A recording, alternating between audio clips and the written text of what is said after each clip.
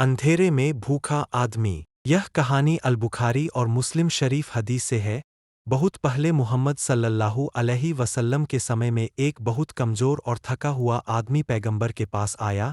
उसने पैगंबर से कहा कि वह बहुत भूखा है और उसने खाना नहीं खाया है।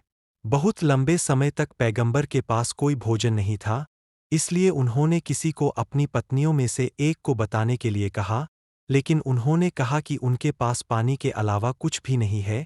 फिर से पैगंबर ने शांति और आशीर्वाद देकर उसे एक संदेश भेजा उसकी दूसरी पत्नी के पास, लेकिन उसने भी कहा यही बात। उन्होंने अपनी सभी पत्नियों को भी यही संदेश भेजा और सभी ने एक ही बात कही, क्योंकि उनमें से किसी के पास भी खाना नहीं था।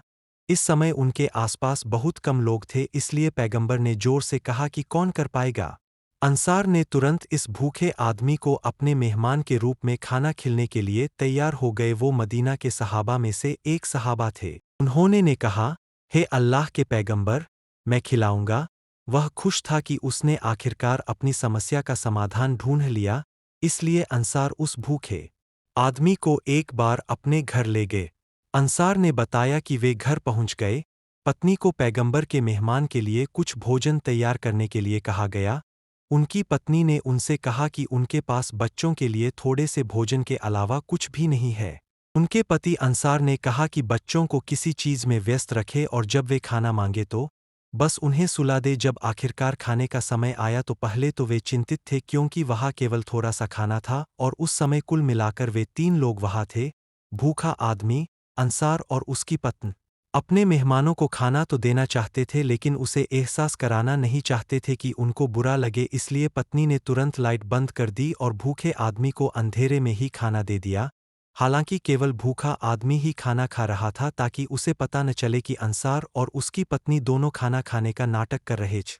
अगली सुबह जब अंसार पैगंबर सल्लल्लाहु अलैहि वसल्लम के पास आए तो मुस्कुराए और कहा कि अल्लाह जानता है, और आपने कल रात अपने मेहमान के लिए जो किया वह उसे पसंद आया।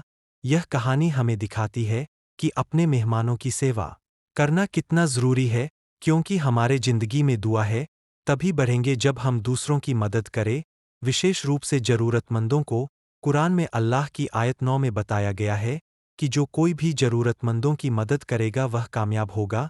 अल्लाह हमें एक दूसरे की मदद करके इस ज़िंदगी और उसके बाद के ज़िंदगी में सफल होने में आसान करेगा। आमीन। यह आज के लिए हमारी कहानी का एंड था।